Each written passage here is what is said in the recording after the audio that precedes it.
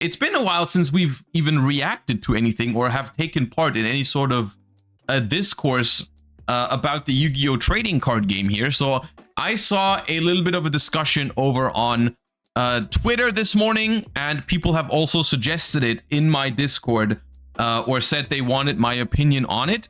I haven't watched the video yet, but I've seen bits and pieces of the discussion, and I think it is interesting. The video I'm referring to is by APS Amplifier, who they often, or Paul specifically, often brings up interesting points about Yu-Gi-Oh! So it's called The Loss of the Midcore Yu-Gi-Oh! Player, which just from the name, I already have an idea of what we're talking about. But the discussion on Twitter also took a little bit of a different turn as well. So let's just go right in without any speculation and see exactly what we're talking about. And you guys let me know about the volume, whether it's good or not. Hey guys, Paul here. So today I wanted to talk about a Yu-Gi-Oh! Loud Phenomenon that I have been observing a lot more in the last couple of years. It's something that I also alluded to on Twitter, but I felt like bringing it to a full discussion. APS drama again. Okay, is this sort of like a meme? Is this a sort of meme that's going around? I feel like Paul never really stirs up drama.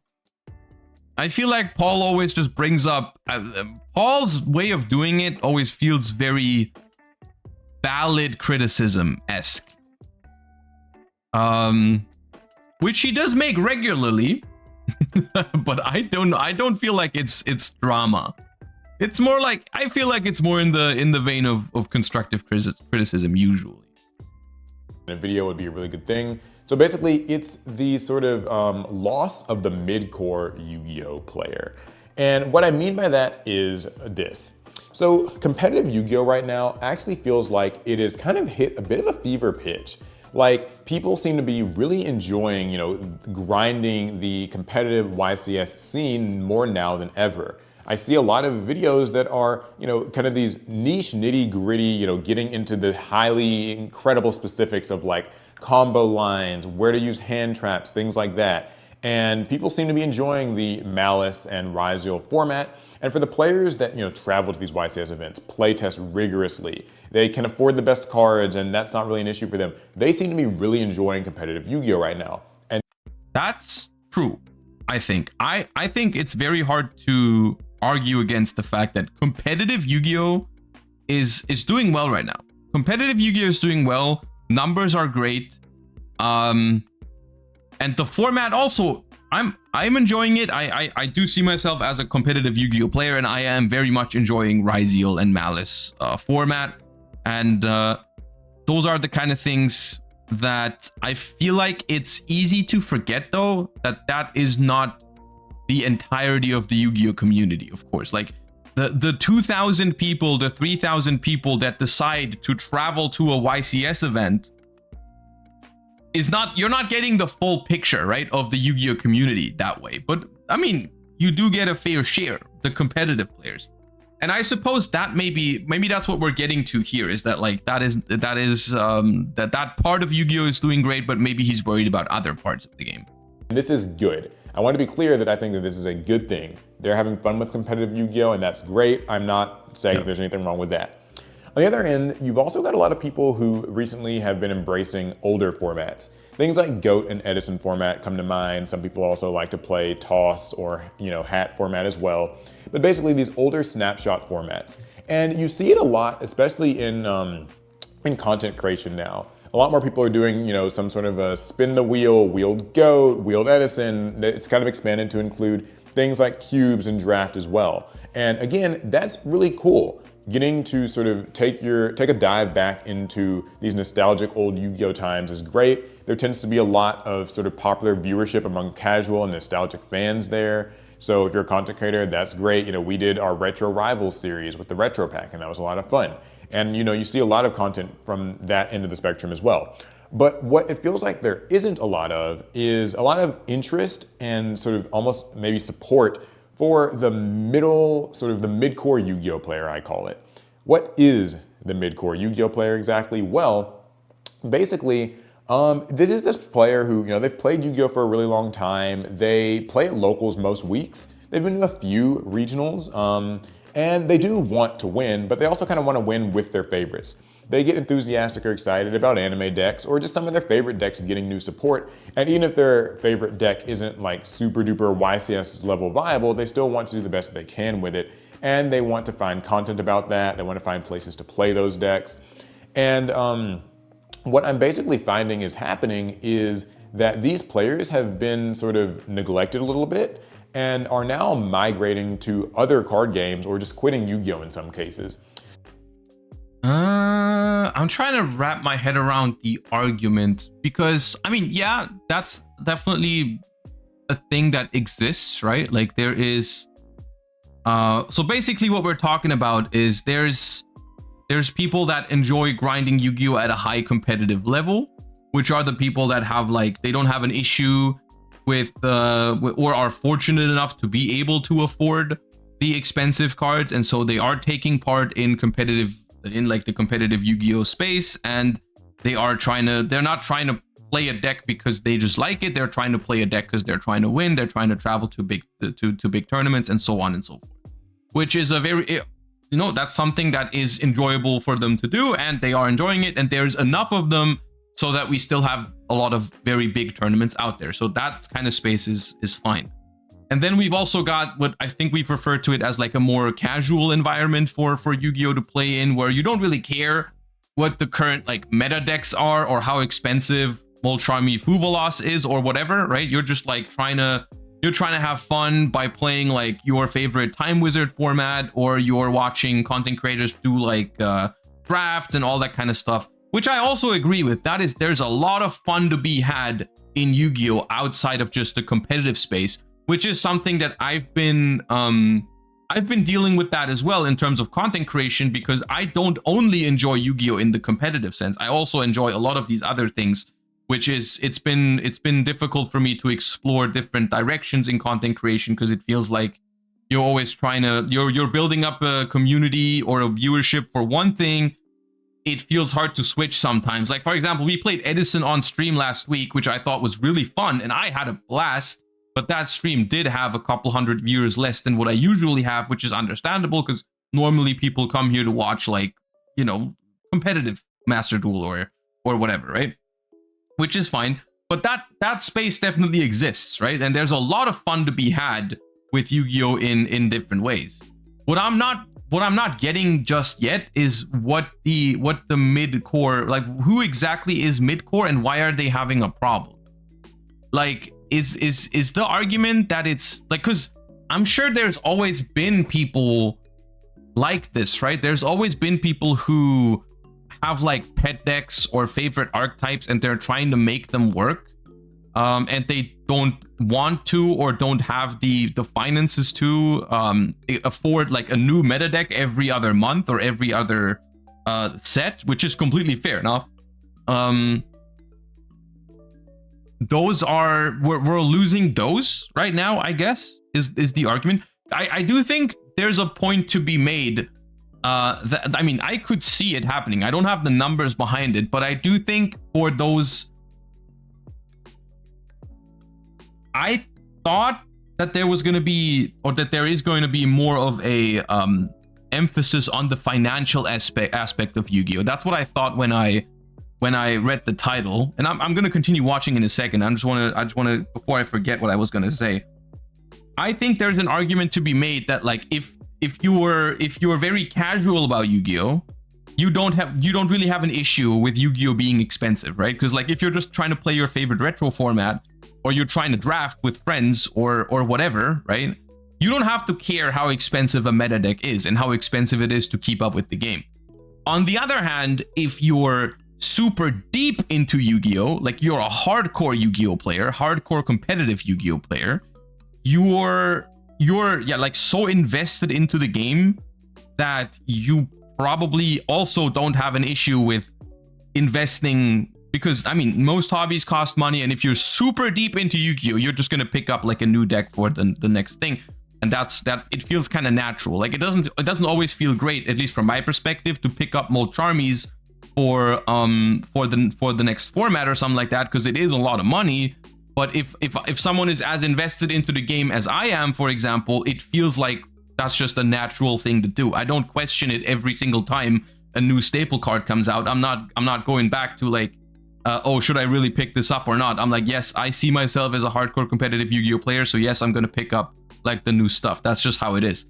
I could see for some people who are like right in the middle, like they care about Yu-Gi-Oh, they would like to compete, but they're not quite hardcore enough to where they don't question the amount of money a card costs. You know what I mean? I could see that being an issue, and those kind of people would then naturally maybe look at other card games because they're not so invested into Yu-Gi-Oh that it feels like impossible for them to switch. So like they see like, hey, at this other card game, I could get a more competitive deck for like maybe the same or less money, right?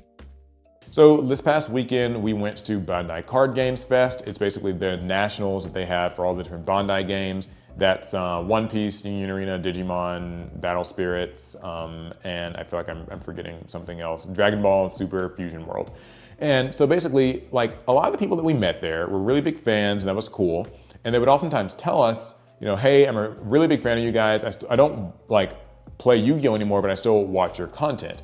And that's a nice compliment to hear, but it is a little bit worrying because it means that these are players who in some way or another got burned from Yu-Gi-Oh or just disinterested, and they migrated to a card game that they maybe feel better suits their needs.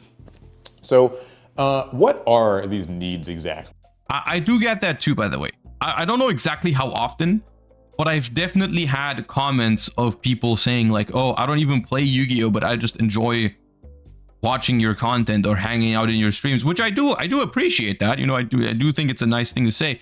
But sometimes I do wonder, like, why that's the case. You know, like I'm thinking, like, hey, why are people watching Yu-Gi-Oh content but not actively playing? Well, I go to a lot of conventions as it happens, and I go to them almost, I'd say, like more than I go to YCS events now. I go to, you know, your New York Comic Cons, your anime expos, DreamCon, stuff like that. I like meeting fans and just other like card game players at these events and talking to them and getting kind of their real lived experiences with Yu-Gi-Oh or whatever else.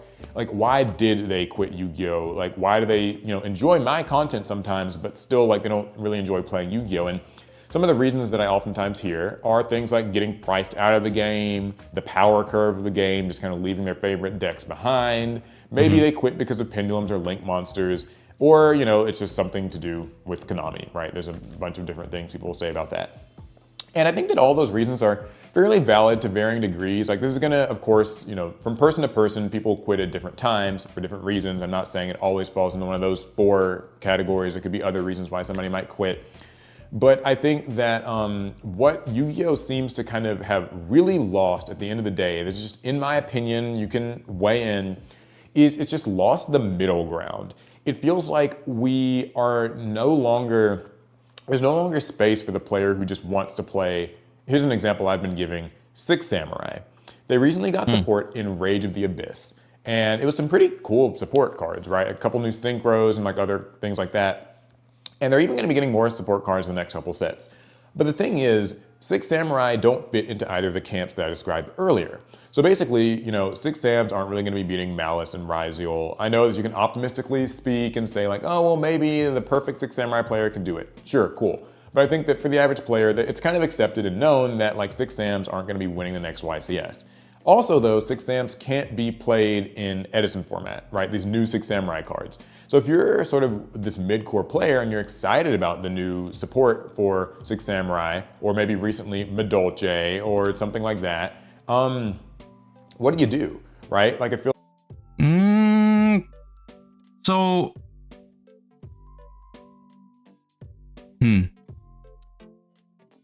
This, I don't think he's wrong, in the sense that, like, yes, that is true. If you're a big fan of Six Samurai and you're getting the Six Samurai support from the recent packs, it turned out that it didn't really like get the deck to super hardcore competitive meta viability. I'm like the question I have, I suppose, is has that ever been different? Like, I feel like there's always been this sort of thing, which is very natural with card games, where you are simply not able to have every single deck release at a similar power level. Like, you will always have decks from a meta perspective that'll be better than other things, right? And it is simply not possible or not realistic for everyone to be happy in the same way. Like, you're gonna have people in every single camp. For every single archetype, you're gonna find someone who loves that archetype. And you simply can't really satisfy everyone with just like every one of those decks being meta. And maybe that's the point. Maybe that's the problem. Maybe the problem is we don't have enough ways to play Yu-Gi-Oh! Because if it's only, hey, you either play Time Wizard or you play Modern, like current format, that's not enough formats to put all of these new archetypes into, and you can't really give support to Six Samurais. The argument I have for that is like, I think we're underestimating the ability to play Six Samurais at locals. I'm sure you could like do okay or well at locals with it. But if what you're trying to do is, I want my Six Samurai support to be able to go to a YCS with and actually win the tournament, then yeah, I guess that's not the case. But that is just not something you can satisfy with for every single archetype, right? That's always been the case, that like some people, like, I mean, I'm waiting for paleo support and for paleo to be meta viable for forever, right? But like, it just turns out that if I want to play paleo, either I have to go back and play a retro format, or I have to accept that I'm just going to be playing more casually at locals or on Master Duel, or I'm going to have to find other people who are willing to play. I mean, you can sit down with friends and just be like, yeah, we're just going to play without like Ryziel or something. You can play with friends and just everyone plays rogue decks. That's not impossible. But there's no official tournament thingy that supports this, I guess. Feels like less and less content is being made around these decks. Like, you don't really see as many deck profiles. There's not really as much enthusiasm for these cards when they come out. A lot of times when people are buying Rage of the Abyss, they're looking for the most expensive cards, right? They're looking to pull a Dominus Impulse or a Mulcharming Fuwalos, you know, the expensive secret rare. And like, I think back and I feel like Yu-Gi-Oh's kind of always been this way to some degree. Yes. Like, there's always been an expensive $100 secret rare card. So then I think, okay, what's changed now? What's different? And I think what it is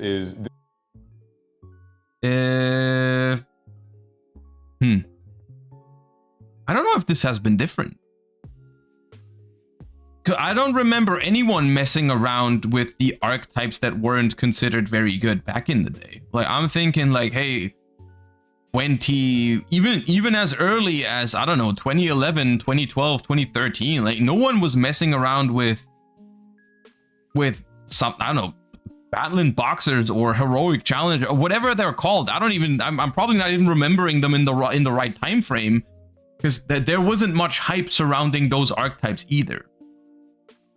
Of course some people did, but those people still exist. There's still people out there. Like, if you go ahead and you want to go into Six Samurai, you can probably go to YouTube and go Yu-Gi-Oh! Six Samurai deck profile. You will find people who tried, right?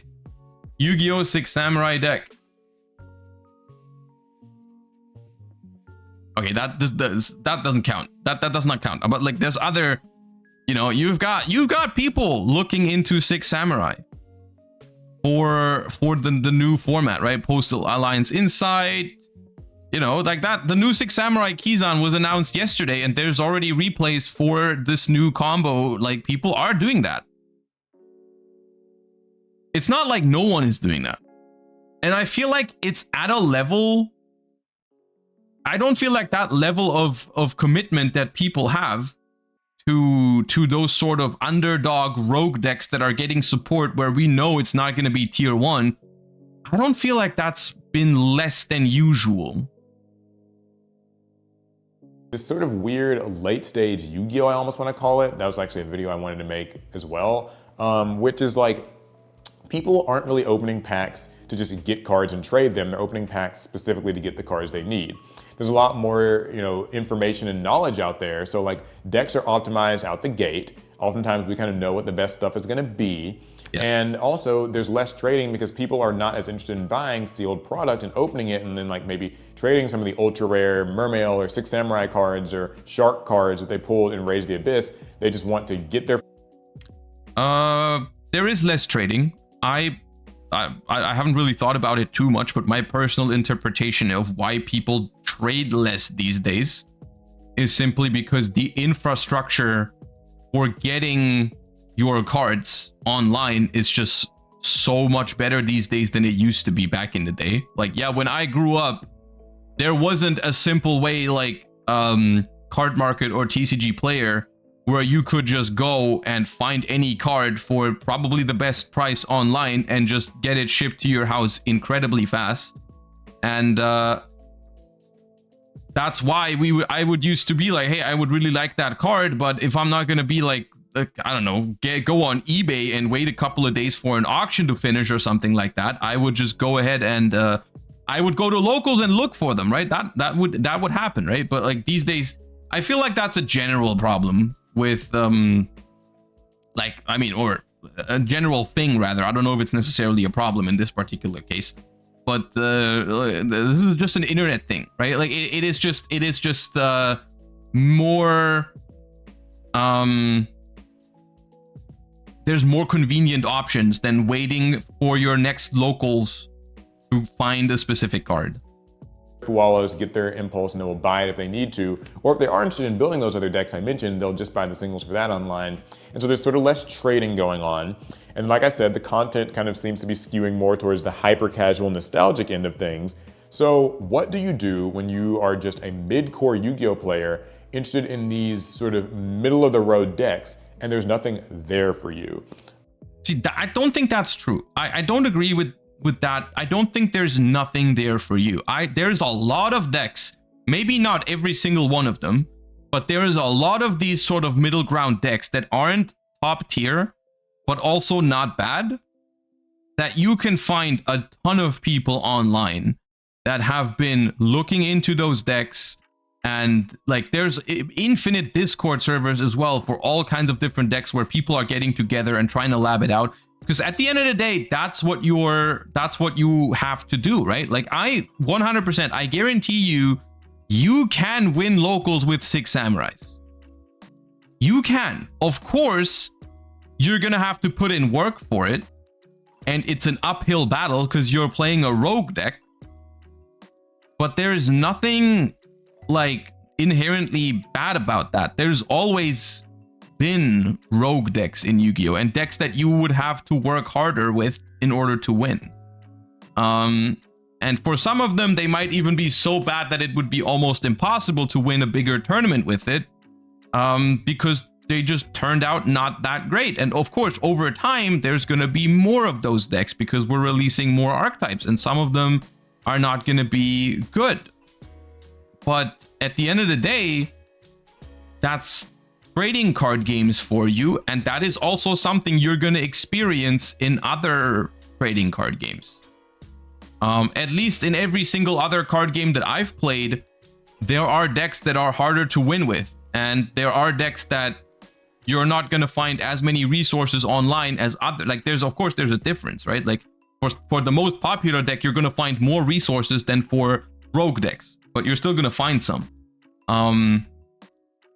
And eventually over time, there's archetypes that used to be good that you can't play anymore because they've fallen out of favor. More powerful cards have been printed. No card game is immune to this, right? There's always things, play styles, archetypes that get left behind over time because newer decks are printed that are just better than it or whatever, right? Like that happens in every single card game. Of course, you could argue that like something like I'm thinking of like Magic the Gathering right now, where there's a bunch of different formats, where maybe if you really like a certain play style, you have a higher chance of being able to play it in Magic because there's like 8 different formats that you can play in, and you just choose the one where your deck is good in, maybe. I don't know exactly how it works. I'm not an active Magic player.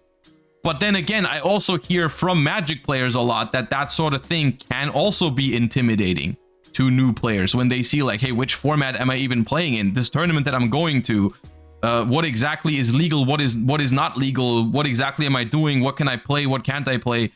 That has pros and cons, right? I don't want to say that it's completely hopeless. Like, I feel like there are still Yugi-tubers and stuff who are making, a deck profile for these things or kind of combo bids for these things. I don't want to, say that that's not happening at all or sort of discredit their work. It's just that it seems like some of the buzz around like lots of archetypes getting supported that I felt a few years ago it felt visceral and tangible. It's not there anymore. And it's really tough to describe. And so that's why I'm kind of putting this discussion out there, because I think that you guys tend to have a good way with words in the comments. Sometimes people can, better, just better explain kind of like what it is that I feel like I'm seeing. And I wonder if this is something that other people are seeing at their card shops.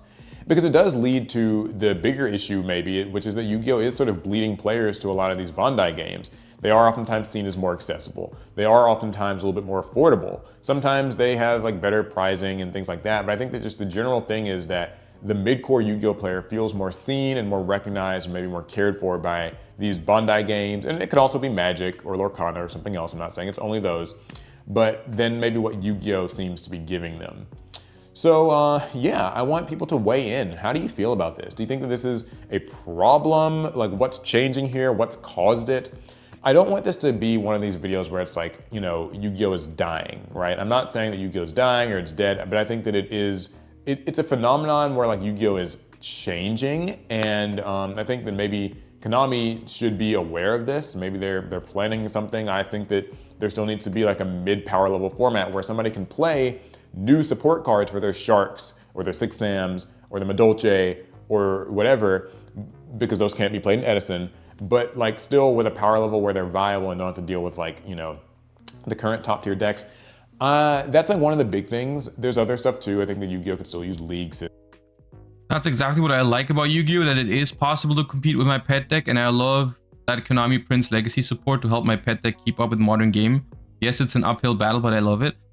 I have a hard time evaluating this because, I mean, to be clear, I am not representing the entire Yu-Gi-Oh! Community. I can only offer my perspective, and my perspective is the one of a highly competitive player, right? And also as someone who, when I'm saying you could go to locals and win with your pet deck, also I'm implying like, hey, you need to play well with that. And I am aware that like, not everyone is maybe in the position to even be able to do that, because like, hey, maybe they'd be able to play their pet deck, but they would be missing, I don't know, staples or even like the knowledge or the time to keep up with what's been going on in Yu-Gi-Oh, which is, those are different topics. But I am not entirely sure what we're expecting out of Yu-Gi-Oh here. And I also don't know if I agree, or I don't think that that's why people are leaving. I don't think the reason people are leaving is because their pet deck isn't good right now, or like they're yeah. I think some of the other arguments made here are completely valid reasons why like the mid-core Yu-Gi-Oh player, let's just call him the mid-core Yu-Gi-Oh player, because I do think it's a fine term. Like the people that are not casuals, but they're also not hardcore invested. They're kind of just like playing Yu-Gi-Oh. But like they're not super invested into the game. They're just having fun with it right now, but they're not super attached, right? They might leave because they feel like another card game is offering them a quote-unquote better deal on their experience, right? Maybe they do think like, hey, Yu-Gi-Oh is pretty fun, but One Piece is also pretty fun. How can I decide between the two? Well, let's just go buy a One Piece deck is less expensive or something like that. Sure, that I'm sure there's people out there where that happens, right? Where they think about it and they're like, hey, I like both games, but right now I would just rather spend whatever a One Piece deck costs over what a Yu-Gi-Oh deck costs, because I don't really have a preference over both of these. Like, I think both of them are fun, so I'll just go and play the cheaper one. I'm sure that happens. 100% that happens. With regards to the viability of pet decks and other and older archetypes or whatever, there were things like Yeah, so this discussion carried on over to Twitter, where Team Sam posted, like, what if this person wants to play a 6 Samurai deck, for instance? They just got new support, but where do you play it exactly? It's outclassed by Malice and Ryziel, and obviously you can't play these new cards in Edison format. How about Generator, Vanquish Soul, Nouvelle, all this sort of stuff? And then Peeps said, I'm so happy to see Paul talk on this. Nouvelle, 6 Sams, Battling Boxers, etc. A whole host of unique decks with interesting game plans that'll never see play unless the benevolent card designer gods give busted legacy support. Why print them if there's nowhere to play them? This is not wrong. However, this is something that's, I mean, first of all, it's always been the thing, which also is not a good defense, to be fair. Like, only because something has always been the case does not mean it's a good thing. Like, that is not, please don't use that argument too often. But I don't feel like this is something that has changed. And the next thing is that this is very natural to card games in the sense that I can tell you the reason why they print them. I can tell you the reason why filler cards are being printed into packs, and this is not unique to Yu-Gi-Oh! This is not something that only Konami does, right? But like common cards that are completely unplayable, and so on and so forth, like pack fillers are being printed to dilute the card pool, right? They're so you can make the better cards rarer. That's why there's like quote unquote useless cards in there. You're not meant to play every single common card and be able to build a meta relevant deck with it, right? Like in no card game that's the case, right? There's no card game where every single card in a set is playable. I'm not sure if in Yu-Gi-Oh, like the ratio of pack filler to actually meta relevant cards is worse or better than in other games, right? But like for that's just something that, I mean, I can get behind the argument that that's not a great thing to be, but like worse for sure. I haven't looked into the numbers, and I don't feel like you have.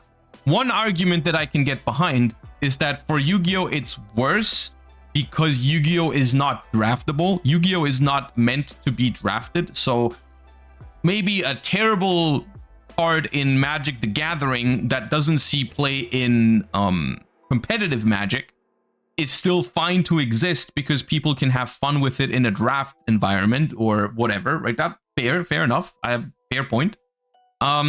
But that's not really what we're talking about here, right? Like we're not talking about like, hey, we wish Yu-Gi-Oh had a draft format, because that wouldn't even work with the 6 Samurai cards either, right? Like it's legacy support. Even if you were to draft with that sort of set, you wouldn't be really playing with those cards.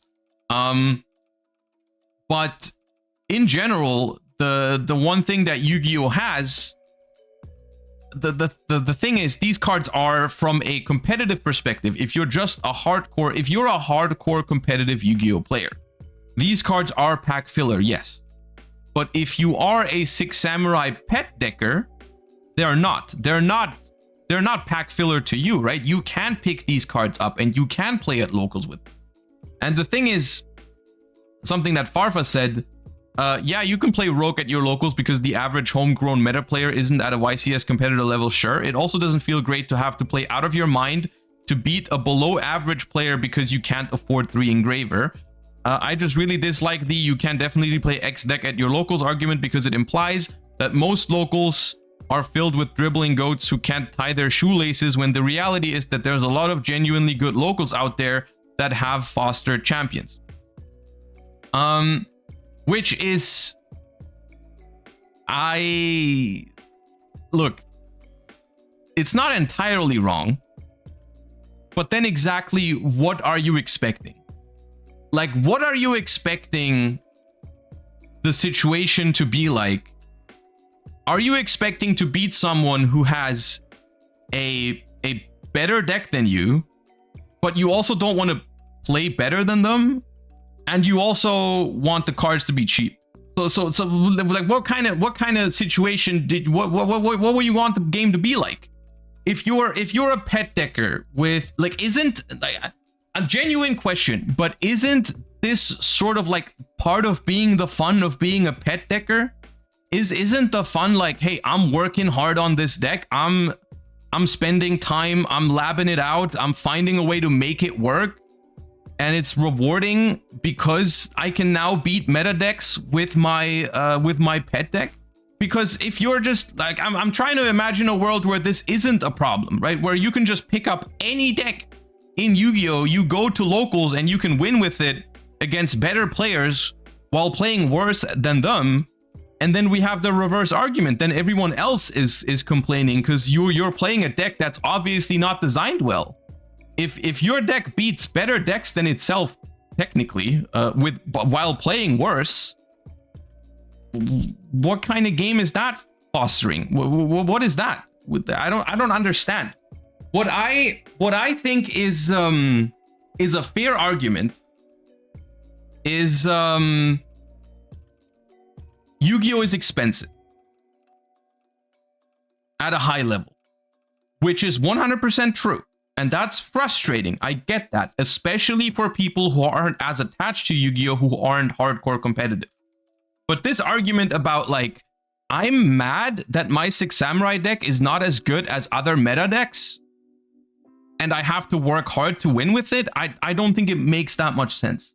Because that's the case for every single trading card game out there, and there's never going to be every single deck on the same like level in terms of power level. And it sucks. If you're a huge fan of Six Samurais, it's disappointing. Because hey, why is the Six Samurai player not getting the same love as the Yubel player? I get it. It sucks. But there's no way around that. There's always going to be someone disappointed. I don't know how many archetypes in Yu-Gi-Oh! We can't have 500 different tier 1 decks that are all operating at an equal power level. I don't think that's what we are talking about. So what are we talking about? Because I don't feel like we're really bringing up much of a... In the APS video, it wasn't that much about card prices. Then there was this response. Yu-Gi-Oh! 1000% has an alternative format problem where Konami refuses to make and support an alternative format to the main game using the cards from the main game. On the subject of card design, of cards not being able to be used, I think this is a symptom of Konami over-tuning the decks they want to sell. Most of the meta decks of recent take all or most of the slices of the balanced design pie. Sam's Yubel lists from his YCS win actually has all 6 elements. I think they can still make meta decks, but just not give them everything. So this is a chart that I don't know if they made it or if it's I haven't seen it before. Hand trap resilience, consistency, power, non-engine resistance, non-engine space, grind game. Example: Salamangreat has 4 out of 6 with non-engine space, grind game, hand trap resilience, consistency, but lacks power and non-engine resistance. Exosister 3 out of 6 with non-engine space, grind game, hand trap resilience, but lacked the others. Rickason Avalon has 4 out of 6 with hand trap resilience, consistency, power, non-engine resistance. Full Power Cash had 4 out of 6 power, consistency. This one I might get black for, but the deck had 10 1-card starters and had more available, but chose not to play for non-engine room. Grind game lacked. An example of a deck that wasn't okay was Tier, which had 5 out of 6 with the most hand trap resilience, grind game, power, consistency of every format before. It had everything but non-engine space. Ryziel also has 5 out of 6 with consistency, power, non-engine space, grind game, hand trap resilience. Okay, we're walking down this road of, okay, fair enough. Card design has gone in a direction. I don't like this system that we're using here, but we'll get into that. The points are still the points they make in text form are still valid, is the thing. This system of evaluating a deck has significant flaws and I don't think should really be used, because for a start, these things on this makes it seem like a deck either has this or it doesn't, which is something that people, when they quickly refer to a deck, they often do this sort of thing.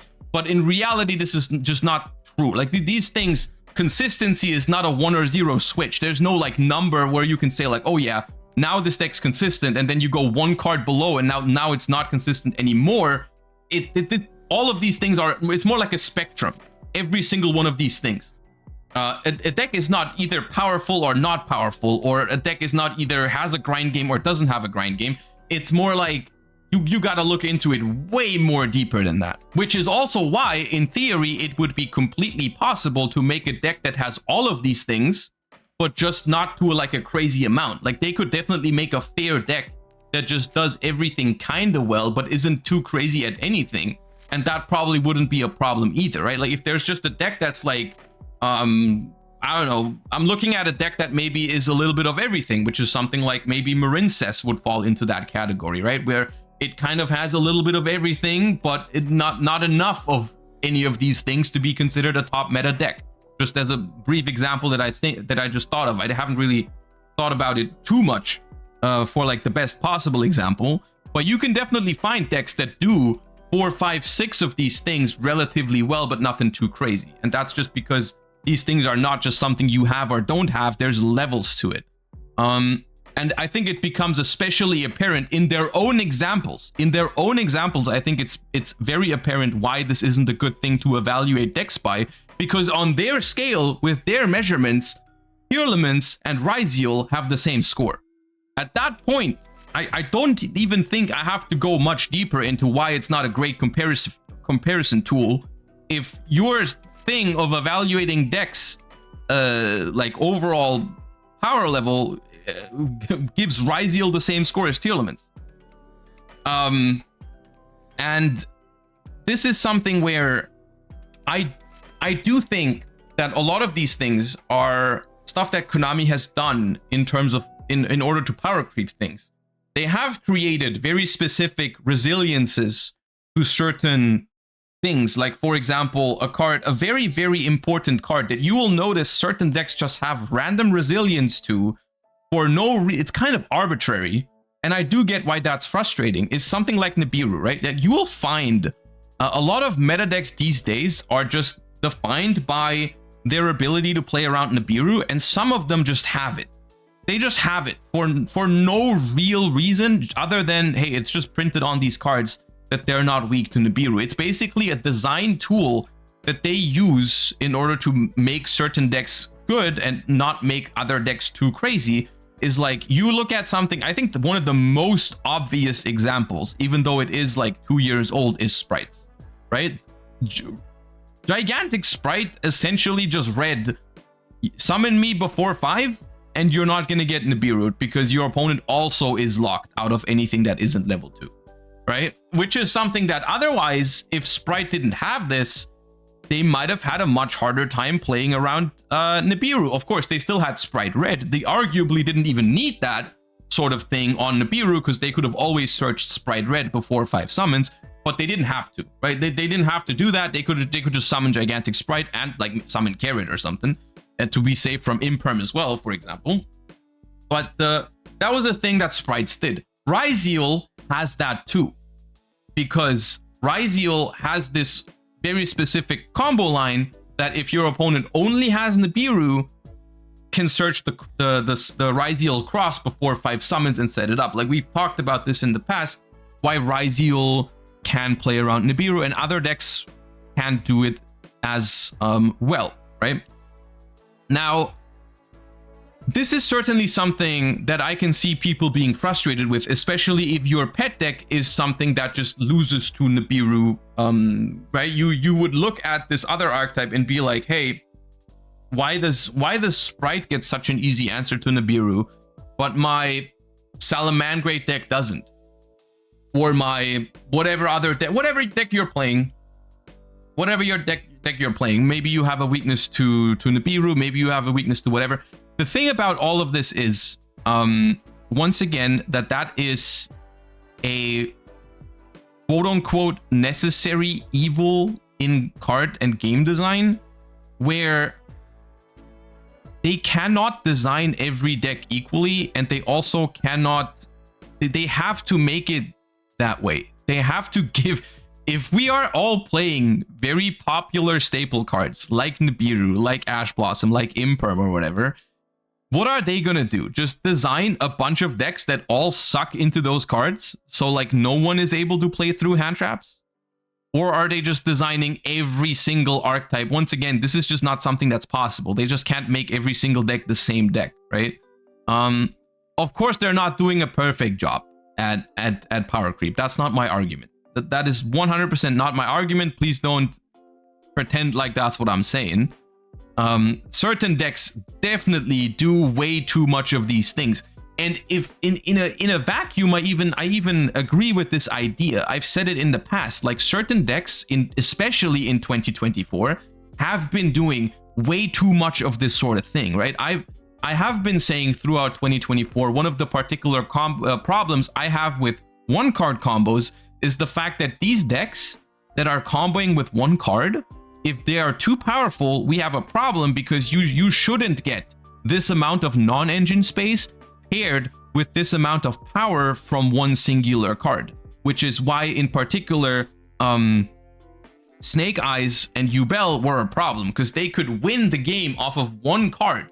One singular card was enough for them to completely build a board that no deck in the game would really break, but they could still play 18 hand traps or something, right? No one has complained, at least I've never heard someone complain about like Marincess, you know, as like the deck is a problem for Yu-Gi-Oh because it's one card combos and has non-engine space. Like, that's not the argument, but they do sometimes make decks that are just like too, they have too much of, their package is just too complete, right? Because it was not only like, hey, Snake Eyes has powerful one card combos and a bunch of non-engine. It's not as simple as that. The deck also had immunity to Nibiru, a bunch of extenders to play through hand traps as well, crazy follow-up and grind game. Like, yes, if you phrase it that way, it did have too many of these things. But using this as a simple 1 or 0 system to evaluate whether a deck is a problem or not doesn't work.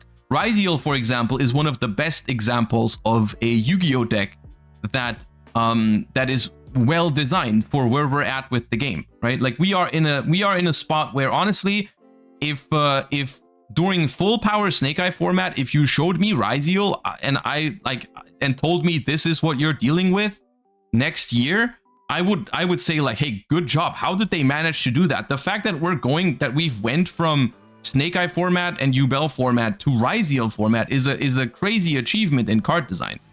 The fact that they've like it's like a 180 turnaround because of how different these decks work. The thing is, there is, I guess, I think there is some truth to this, where like rogue decks are tough to play in Yu-Gi-Oh. Sure. I'm not sure if that's something that can ever change. Like, there's always going to be rogue decks that are not as good as meta decks. That is just something that happens. It also happens in every single card game. Every single card game has, like, just so I understand better, I'm sure there's people out here who play more card games than I do, because I've looked into other card games, I've played other card games for sure, but in my perception, every other card game that I've played in the past had rogue decks, and not every card game had a different alternative format where those rogue decks were suddenly super playable. Right? Like, I've played Runeterra, I've played Hearthstone, I've dabbled in Pokemon a little bit, I've played a little bit of Magic in my life, and I've played Digimon, I know a little bit about One Piece, and to my understanding, all of these games have rogue decks that probably have their fan bases, but they're probably shit on a competitive level, or not as good, and they don't have alternative formats where you can just go and play those decks and be completely fine. Is that true or not? I don't think the gap in One Piece is as big as Yu-Gi-Oh. Yeah, One Piece is like 2 years old. Of course we have more archetypes, and some of them have fallen further behind. Naturally, of course the gap between Yu-Gi-Oh's worst deck and Yu-Gi-Oh's best deck is massive, because our game's been around for 25 years. Without rotation. Like, yeah, I don't think rogue decks itself are the issue. It's a bit weird to print meta-defining cards and support for old decks with such a difference in power level. So what you're saying, I mean, okay. I think at this point, we're entering a different debate, and that's just like the quality of legacy support. To which I say, I am happy that we have legacy support in Yu-Gi-Oh, but you do have to realize that making legacy support is an incredibly hard task in a game like Yu-Gi-Oh, because these cards are from, in some cases, 10 or 15 or even longer. Like, these cards are old, all right? These cards are old. These cards were all designed for different times of the game. Making support for example, Six Samurai, that makes the deck what you're asking him. Basically, what you're asking is, hey, if you're making legacy support, do it properly, right? Make it so it's tier 1, but not too crazy, please. Please, not another Yubel, all right? Like, don't make him too powerful, but please make me able to... I want to be able to go to locals. I want to be able to win my locals, maybe even like top regionals or win regionals with it. Like, it's got to be good. It can't be too good though, but it also can't be slightly too bad, because if it's slightly too bad, it's just like tier 3 or tier 2 or 3, and then I'm gonna have to work too hard with it. All right, like I don't want to work too hard with it, but it also just can't be, it can't be too easy, because if it's too good, then I don't want that. It just needs to be perfectly right. And now do that with every single legacy support you do, because if you you know, like, and that's rough. That is rough, because if you look at Six Samurai, all right, Six Samurai specifically is a very good example of this, because Six Samurai has some fucked up cards from back in the day. Because back when they made Six Samurai cards, things like hard ones per turn or whatever, or even soft ones per turn, those were not a thing, right? Like, you can use Gateway of the Six Samurai infinite amount of times. You can special summon Legendary Six Samurai Kizan infinite amount of times. You can loop that shit to infinity. Why do you think Six Samurai has so many infinite loops and FTKs? It's because those cards are from 15 years ago, or even older in like the Grandmaster of the Six Samurai and sort of like that, like 20 years almost, right? Making these cards work in modern Yu-Gi-Oh without completely breaking them is difficult. That is not easy.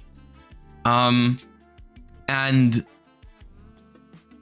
I think for Six Samurai specifically, they just wanted to stay a little bit on the safer side. Like, they wanted to give people something that you can take to locals, but it's probably for the better that these are not, like, just barely not good enough to actually be tier 1 decks.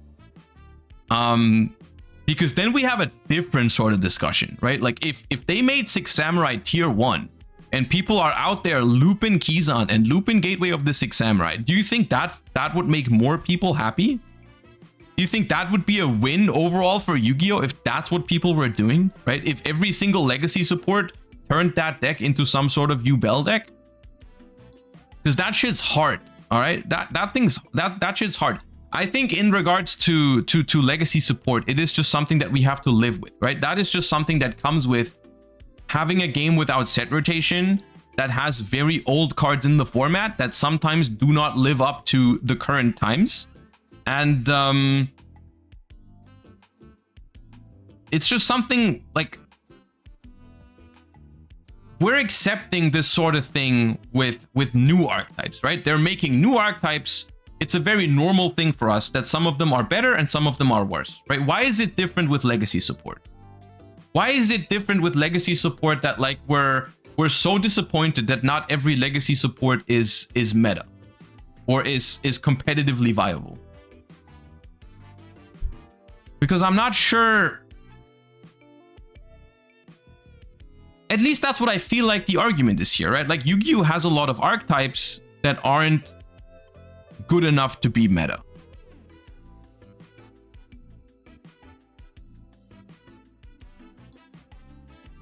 Because Yu-Gi-Oh encourages people to get attached to decks.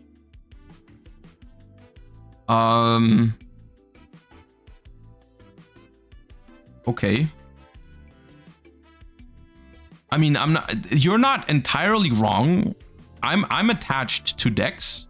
I have my favorite Yu-Gi-Oh decks. I don't go about it in the way that I'm like disappointed every single day that they're not making new Paleo support, or that Paleo is not the best deck in every single Yu-Gi-Oh format. I do think that there is a lot of it is up to the way you handle this hobby yourself, right?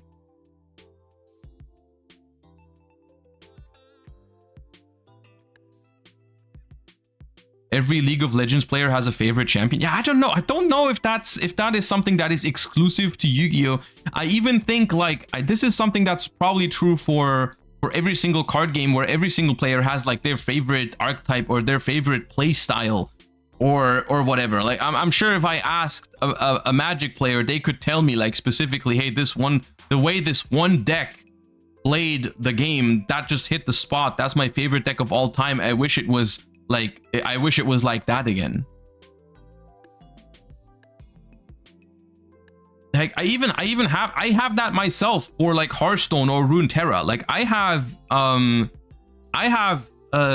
those kind of decks for Hearthstone. Like ain't no Hearthstone deck is ever gonna like do it for me like Grim Patron did in 15 or 16, or Freeze Mage or something like that. Like I'm aware those times are not coming back. Yeah, or dude, Miracle Rogue with the Tinker Oil and Violet Teacher, you know. But that doesn't mean I can't enjoy, like, if I wanted to. I'm not playing it at the moment, but like I could enjoy modern Hearthstone.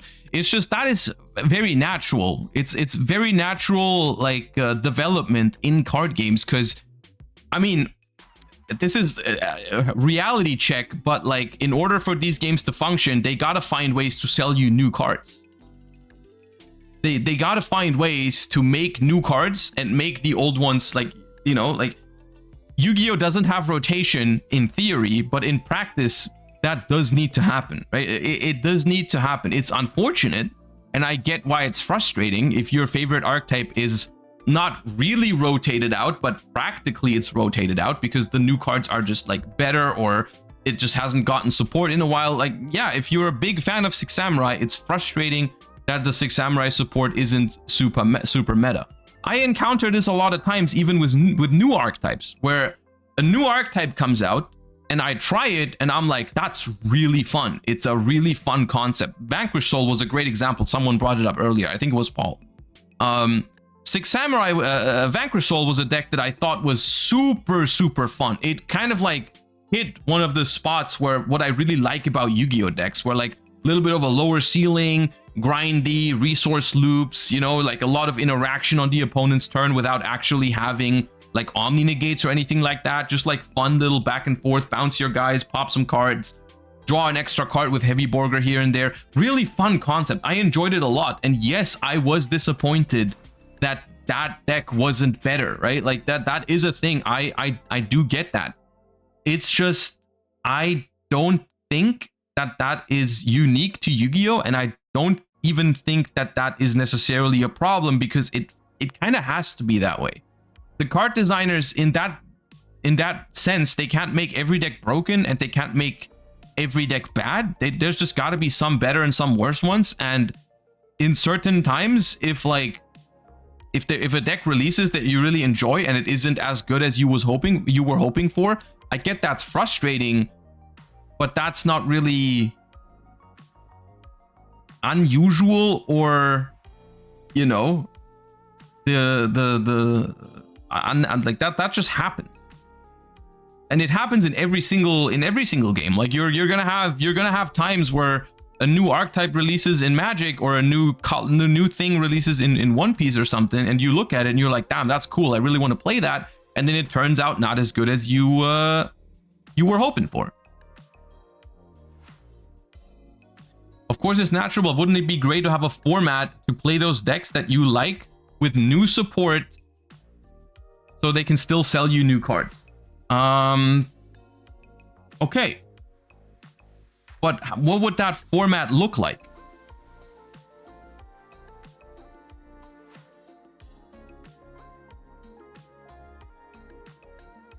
Like what's the...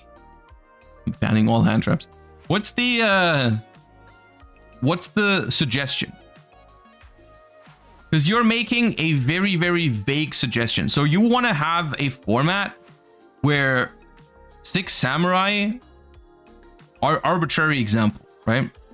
6 Samurai is supposed to be the best deck in your format, or at least meta competitive, like competitively viable, right? But you want the old cards to be legal so you can play with your favorites, and you also want the new cards to be legal. How does that work? Because if the old 6 Samurai cards are legal and the new 6 Samurai cards are legal, why are all the other cards not legal that are in Modern? And who decides that your 6 Samurai support is in there, but the Yubel Legacy support is not in there, because then your 6 Samurai deck doesn't compete with Yubel either? Does domain format achieve that? You tested it? I think the only way to achieve that is to find like-minded people and just be like, yeah, let's play our pet decks. Like there's just like, you're gonna have to do some work yourself, I guess, in that sense. Like, because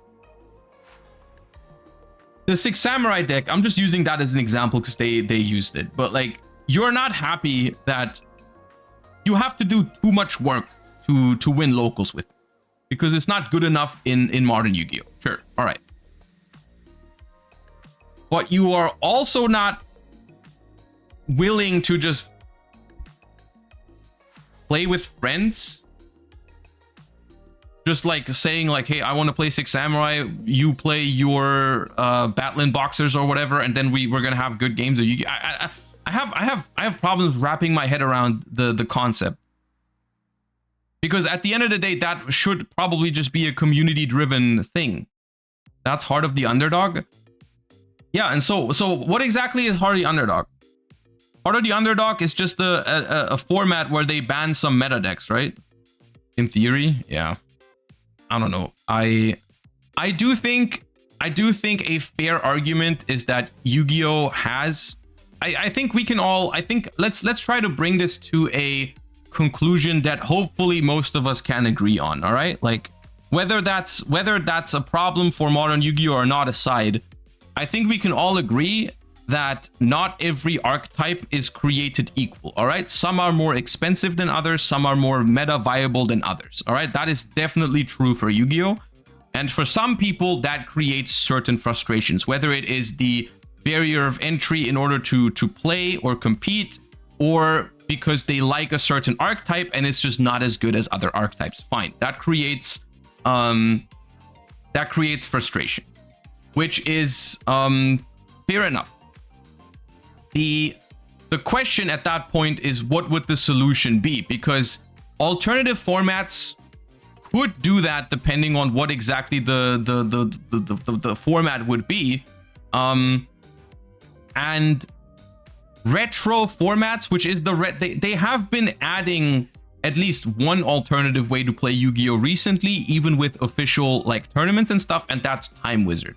The problem with Time Wizard is, or like the criticism with Time Wizard here, is that you cannot play those new cards in Time Wizard. So basically all of this amounts to, we're asking for another alternative format where you can play with the new cards, but it's got like a different sort of power scaling to it. So like the tiers are like a little like either flipped, or some is like taken out at the top so that you can play your tier 2, tier 3, tier 4, whatever it is kind of decks in those sort of formats more. And I think to that I say, like, I can get behind it, because I personally do feel like there is a lot of ways to enjoy Yu-Gi-Oh, and I do think in some ways it's even criminal that like Yu-Gi-Oh is only, quote unquote, only being played and enjoyed in 2 different ways, either competitive, like just advanced Yu-Gi-Oh format, or Time Wizard. I do think having more ways to play the game would just be a net positive, especially if it makes people more interested in decks like 6 Samurais, because I mean, you know, it's definitely true. You pull these cards in modern booster packs, you're like, what am I going to do with that? Nothing. You know, fair point. That is true. You pull these cards and you're, as a competitive Yu-Gi-Oh player, you're asking yourself, what am I supposed to do with this? And as a Time Wizard fan or whatever, you're also asking yourself, what am I supposed to do with this? So that point I get behind. These cards do feel, quote unquote, I don't want to call them useless, but you do have to put in a lot of work, and it's still gonna be an uphill battle to play these cards. Right? I do get that. I do understand that. I just, to me, it doesn't feel like that much of a problem, but I am also not really affected by it. That's the thing. It does. I think for most, for these kind of things, it does probably just take some community effort to solve. If that's something that so many people are interested in, it is something that also it would work, you know? And I mean, I guess in one instance, it has even worked to the point where it eventually turned into an official format. Isn't that what happened with like Commander and Magic? Wasn't that just like a community-driven format that people just invented and went like, hey, this is a fun way to play Magic? And then people just played that, and it turned into an official format that they now even support at a competitive scale. And that also happened with Time Wizard, right? Like Time Wizard was not something that, like, before you say, hey, yeah, but Konami would never do this. No, they did do that with Time Wizard. Time Wizard did not start because Konami said like, hey, now go play GOAT format.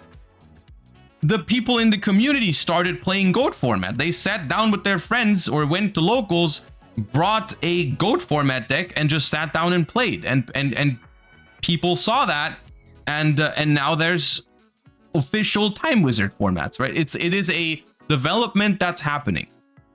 What I don't really understand is the exact, like, I guess I do understand the points now that we've talked about it for like an hour or something. Did they really support it? Let's be honest, there's no product directly for it. There's like hundreds of people attending official Time Wizard tournaments. Of course they're supporting it. They're dedicating venue space, judges, and all that kind of stuff to Time Wizard. Yes, it could be more, but of course they're like supporting it. There's a nostalgia pool in the recent rarity collections. There's prize pools, there's judges, there's venue space. Like, yeah, it could be better, and it's getting better. It's a development. It's just not gone from like 0 to infinite in the span of like a month or something. But like, of course they're supporting Time Wizard. Like, what's your argument? They just want a Time Wizard YCS. I want it too. I would love a Time Wizard YCS.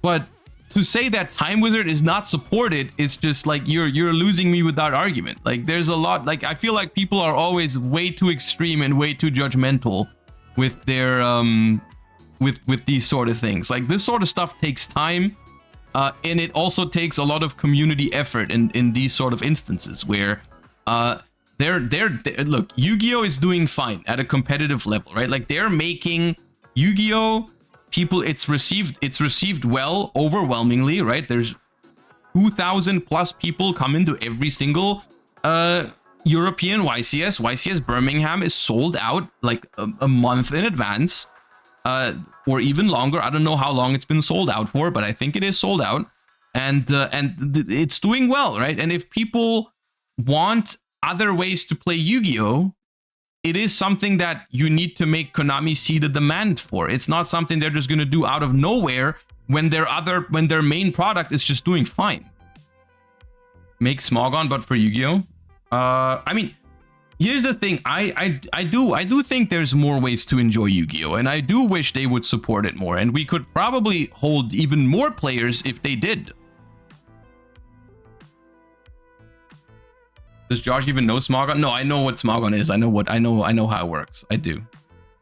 I'm just not entirely sure what to really make of this discussion, other than people wish that every single Yu-Gi-Oh card printed was useful in some sort of context. so that just in case anyone likes a certain archetype or a certain card that was printed, they have a way to play that card. Which I think is, in a way, understandable, in another way, a little unrealistic. Not 100%, but more than currently. You will oftentimes get an entire set where like 1 or maybe 2 cards are actually good, and literally the rest is pack filler. I mean, that is, no, that's not true. If there are sets where not a lot of new additions are being made to the game, except for a couple of cards, but those are usually reprint sets, which are, they do have other purposes of just adding new relevant cards to it. There's almost, I don't think you can name a set right now that outright had just 1 or 2 useful cards and nothing else in there was good. Wasn't Defo kind of like that? Look, I mean, yes, there is bad Yu-Gi-Oh sets out there. There's bad Yu-Gi-Oh sets. That is not the argument I made. But 1 or 2 cards is a stretch. Legends of the Deep with just Forbidden Droplet. That is probably the closest to it. Also, the Legendary Duelist with Baron the Fleur. But you know what? They've gotten the feedback on that. They've gotten the memo, right? The Legendary Duelist sets were bad. I agree with you there.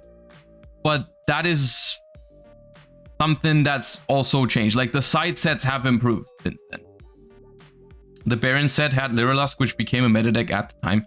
Yeah, I think people just like to exaggerate a lot to get their points through, but I don't think it's a great way of arguing. Like, I think if, like, even for this, it's just exaggerated, right? Like, you can play 6 Samurai. I don't know.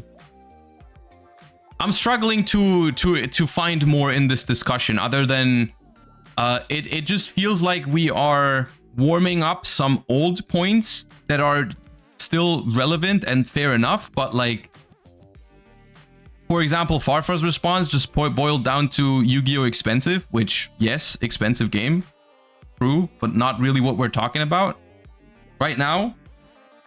And fillers. I would have lost to 6 Sam at a regional with Fire King Snake Eye if they didn't misplay.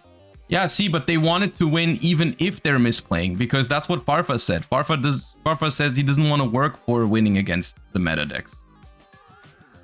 So the argument is they should have won with a cheaper, worse deck while playing worse at you than you. That's what should have happened. That's not what he's trying to say. I know that's not what he's trying to say. I'm joking. We're basically done. Master Duel is great for all these decks. Master Duel is great for all these decks. And especially, Master Duel is finding ways to get people to play some of these decks, not all of them, in like events, for example. There's definitely been events where decks were useful that weren't like meta relevant in other contexts, because they just make like custom ban lists and stuff like that for events. But the argument is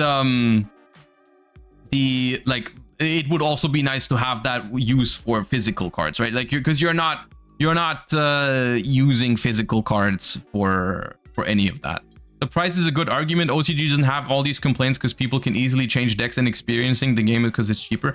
I feel like you especially have not made many good points and just yapped a whole lot today. Like the OCG has its very own set of complaints and its very own set of problems, and specifically in regards to rogue decks, like the price is like, yeah, Yu-Gi-Oh is expensive. How often do you want to repeat it? Is it not possible that like people still enjoy the game? He's not completely wrong though. I'm not saying it's wrong. I'm not saying Yu-Gi-Oh isn't expensive, but I'm saying there's more to the game than just Huvalos is $70. This game is dead to me. Don't ever talk to me about it again. Josh doesn't have a 9 to 5. His job allows him to get better at Yu-Gi-Oh naturally. He doesn't get it. Oh yeah, it's not like I played Yu-Gi-Oh for like 20 years before I became a streamer. The chatting has been crazy today. The thing is, it's a controversial topic. On the one hand, I find it hard to talk about Yu-Gi-Oh card prices. Like, that entire discussion is something that I mean, I'm not really avoiding it, but I have a hard time talking about it because I'm not in everyone's shoes. I don't experience it the same way that other people experience it. And I feel kind of bad just ignoring it and just saying like, hey, can't we just enjoy Yu-Gi-Oh ignoring the price? Because the price is a big deal for a lot of people, and I understand that, and it's completely fair enough to not want to spend the money on Molchami Fuvalos. At the same time, I do not like the fact that like some people look at Yu-Gi-Oh just through that lens and nothing else. The way I look at Yu-Gi-Oh is just, I look at it through the lens of someone who enjoys the game. And whenever I talk about certain cards or certain aspects of the game, there's always just so much negativity based on just the card price, which is like, on the one hand, a fair argument. On the other hand, it doesn't mean Molchami Fuvalos is terrible for Yu-Gi-Oh because it costs $70, right? And that's tough. It's a tough space to be in. That I don't really know exactly how to handle yet. Because when I make a video or when I have a discussion about like the Fiendsmith engine being fun to play with, or good for the game because it's very grindy and interactive, or Molchami Fuvalos having positive impact on Yu-Gi-Oh because it like slows down decks and so on and so forth, 80%, or I mean, it's probably exaggerated, but it feels like 70 to 80% of the comment section is just going to be like, yeah, maybe you're crazy for calling Fiendsmith a cool card. That thing is $50, or I can't believe you're calling Fuvalos healthy for Yu-Gi-Oh when it's $100 at release. You know what I mean? It's rough for me because they're not wrong. I wish it was more accessible, and believe me when I say I would Pulsar, I'm not talking to you like right now. You can stop responding. You're just throwing me off. All right, like I'm talking to everyone right now. There's 2,000 people right now. It's not about you. All right, I'm not gonna bring up your chat logs because I don't care. I lost my train of thought. I don't know, where was I? Oh god, Farfa is here. We should probably move on. You were talking about Fuvalos and engraver pricing. Yeah, believe me when I say in an ideal world, I would love for everyone to have access to all the Yu-Gi-Oh cards, right? I would love for everyone to be able to have engravers and Fuvaloses. I don't want to win against anyone because they don't have access to the best cards. It's not a good feeling. I think that Yu-Gi-Oh should be accessible to as many people as possible, because I love this hobby and I wish as many people as possible could play it. Unfortunately, that is not a reality that we live in, and it's not something that I personally can change, other than and this sort of discussion feels like something we're warming up since literally 2008. You know, that is a thing that's Yu-Gi-Oh has been like this forever, and once again, that's not a defense at all. But it's just what I'm saying is this discussion is very old to me. It feels very warmed up every time. That's not to say that people shouldn't bring up valid criticism over and over and over again until it eventually changes. But for me personally, it feels like, as someone who's been around for so long, it just feels tiring to talk about a new Yu-Gi-Oh card, and the only thing that people see, they're almost blinded by it, is that Yu-Gi-Oh is expensive. Which is not wrong, but is also not helpful, right? It doesn't add to any sort of discussion about the card game itself, the one that I'm interested in, right? Like the things I'm interested with Yu-Gi-Oh is not like how expensive are these cards. The thing that I like is that like how these cards interact, you know what I mean? Unironically, my view of this discussion, there's too many cards in a short space of time, so mid decks never really get a chance to have a chance to thrive. Very few events also make people only play the safe or best decks and never experiment. The release schedule, I do sometimes wish was a little bit slower. I can get behind that. Like I do think sometimes we could just have longer formats or release cards in, like, maybe these sets don't have to have 100 cards or something like that. But yeah, the game being slower would also help some people keep up with it if you are not as invested and you are not like super, like, I guess also mid-core, right? Like you're not a hardcore Yu-Gi-Oh player that keeps up. Like new cards are being printed, you're gonna be like looking at the set in advance and being up to date with every single new card that comes out, right? kind of what I'm doing on stream as well, right? But like also just like if you're taking a break for a couple of months, it's not like 4 sets have come out, rather just maybe 1. But yeah, when you can't play for 6 months, it's super hard to get back into the game. Yeah, that is, I mean, I've never tried that. The only thing I can speak of is when I took a break during during the pandemic. It did take a while to get back in, even for someone who's been playing for a very, very long time. Will this be a topic in the podcast? For this Friday, we had a different topic planned, and we even have a guest for this Friday, so I don't think it's going to be for this week. But this went on for way longer than I wanted it to go, to be honest.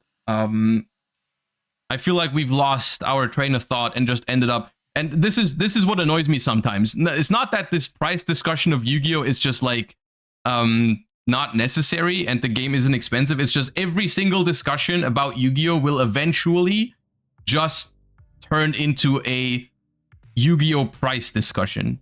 No matter what you do, whether you talk about mold charmies, whether you talk about the mechanics of the Fiendsmith engine, the viability of legacy support, the existence of alternate Yu-Gi-Oh formats, Time Wizard, no matter what you talk about, it always turns into a Yu-Gi-Oh expensive discussion. And that is both simultaneously fair enough and annoying, I think, is how I feel about that. Like, and it's hard to convey that information because people are not wrong when they mention it, but it's still not really what I want to talk about right now. You know what I mean?